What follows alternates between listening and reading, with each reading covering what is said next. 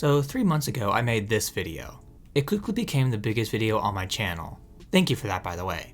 But I already have to make a revision to this video as I have recently watched and have started reading Nana, and I can't not include it. This anime was so good. This anime literally took over my life for 3 days. It is rare in this day and age for me to find an anime that I can't put down, but Nana is that anime. This video is going to be talking about the reasons why I love this anime so much, and why it has taken a spot from other shows that were on the old list. But before doing that, if you find yourself liking this video by the end, maybe think about leaving a like, and subscribing to the channel. It helps out a lot. Thanks anyway, let's get back to the video. Nana is by far the most mature shoujo anime I have ever watched. This series is not afraid to delve into its characters' minds and lets you see how they feel. This anime also covers some really mature themes in a way that not even some seinen and josei can, which is really impressive. There are other shoujo anime that can be pretty mature at times, but Nana straight up feels like a josei series hidden under the mask of a shoujo. That is one of the main reasons why this anime surprised me so much, because I didn't expect it. I knew the series was going to be mature, but not to this level, which was shocking, but a very welcome surprise in my eyes. Now, despite the maturity, and maybe even because of it, the comedy in this series is gold. Hachi, especially with her bright and cheery attitude at the beginning of the series, always made for a good laugh. She was always able to brighten up a room with her presence. But there are other characters that are great as well. Really, the entire cast has some funny moments to their name. Especially Nobu in the beginning, and Hachi and Nana's interactions can be pretty funny at times. The comedy is done in a way that doesn't take away from the serious moments and actually enhances them by sort of making you let your guard down for a second before the series absolutely breaks your heart. Friendship is a very important thing, and sometimes you can find friends in the most unexpected ways and unexpected times. That is how both Hachi and Nana became friends. Not only was the timing unexpected, but their interests and the way they dress make them seem like the most unlikely of friends. But they both support each other and take care of each other, that their differences don't change anything about their friendship. They care about each other, and that is enough. You can really feel their friendship in their interactions with each other. There are a lot of comedic moments between these two, and there are also a lot of moments with these two opening up to each other and relying on each other. All of this makes them seem like really amazing friends. Unexpected friendship can be a wonderful thing if you meet the right person, and I think, although some not so great stuff happened, that Nana and Hachi were meant to be friends. Nana is a story about two 20-year-old girls moving out of their hometowns and growing into their own, and this aspect of the story is extremely realistic. When you first move away from your hometown, it can be hard to figure things out. You need to find a job, you make new friends, and find a place where you belong. It is all about growing up and learning independence, and Nana and Hachi certainly struggle with that at first, especially Hachi. But these two girls have found a place to belong all on their own in their little cozy apartment with their friends. And as the story progresses, they really start to grow and learn some independence, well, at least Hachi does. She is able to make decisions that may not always be the smartest, but at least they're decisions, which at the beginning of the story she couldn't do. Becoming independent and finding a place you belong is not an easy thing to do as a person leaving home for the first time. But these girls were able to figure it out, and that is just awesome. Loneliness can suck to experience, and this anime really lets us experience that firsthand with Hachi.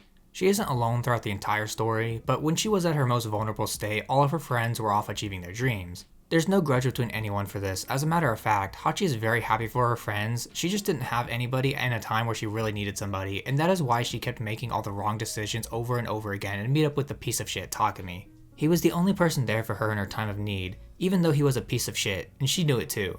But despite knowing so, she couldn't stop seeing him. Loneliness can drive you to do stupid things for a chance to make a connection. Humans need connections in order to function, and sometimes loneliness can cause you to have bad connections with people. Loneliness can also lead to depression, which I think Hachi was also experiencing at this time in the story. She was all alone in a city where she practically knew nobody and was still discovering herself and what she wanted to be. She gets even more depressed after she gets pregnant, as she knows whose kid it is and doesn't feel like she can rely on anyone for help except for the same piece of shit Takumi. Even where I'm currently at in the manga, which is chapter 52 as of the time of writing, Hachi still hasn't fully gotten over her depression. She's met up with her friends a few times now and has been happy to hang out and be with them again, but we still see that she struggles with dealing with Takumi and being essentially isolated from most of her friends for so long. Depression sucks. You always feel like you are hopeless and you have nothing going for you, but let me say this to everybody who needs to hear this. It's not hopeless.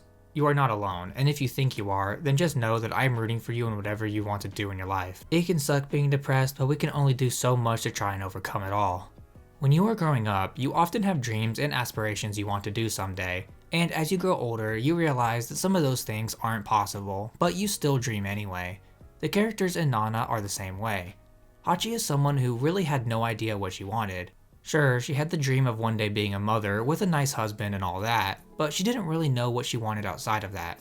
She just jumped from job to job trying to figure out what she liked and what she wanted to do. She was always sort of jealous of Nana for knowing exactly what she wanted to do with her life. Discovering goals and dreams can be difficult, especially as you grow older and have to start thinking for yourself and be more independent, but it is always important to keep dreaming and try to achieve your goals. Nana is one of the best drama series I have ever seen. They do a really good job at getting you invested in the characters and make you care about everything that is going on. Every character does a good job at making you like them and want to root for them. I would say that the drama is perfect, but perfect doesn't exist in this world, so I won't. But you would be hard pressed to find a series that does what this anime does better than this anime does it. Part of the reason the drama is done so well is because of the nature of this series. At first you think this series is going to be a more upbeat show about two girls achieving their dreams together. But as you get further into the anime, you quickly realize that this anime is actually quite tragic, with a lot of bad stuff happening to the characters that slowly rip them apart from each other. The tragedy of this anime is what makes it so incredible. The character writing in Nana is amazing. All, and I do mean all of the characters, are extremely well written. We even get to see the thoughts and feelings of some of the side characters in the story. But the best two characters are obviously Nana and Hachi. These two are the main characters, so we get inside their head a lot more than the others. Plus, having two main characters who are basically polar opposites of each other is really interesting and makes for a really good story. Hachi is this upbeat and cheery girl who is a little bit spoiled, and Nana is a darker, more brooding person who has always had to struggle for everything. It's actually a miracle these two were able to even become friends given their personalities. There are other amazing characters as well. Yasu is the GOAT of the series. He is like a smarter, caring big brother of the group. He makes sure everything works out and tries to take care of everybody the best he can. Nobu is this noble, nice guy who can be a little naive about the world, but he still tries his best to do what he wants to do without others questioning him about it. Shin is very interesting. His home life was never that great, his father is an asshat, and his mother is gone. So he has started to go down the wrong path in a lot of ways. That is, until he meets Reira, who is also really interesting. Reira is the lead singer of the rival band. She often struggles with feeling lonely and has trouble opening up to people. And although I don't approve of the age difference, the relationship between both Shin and Reira has really helped both of them to get out of the bad spot they were in.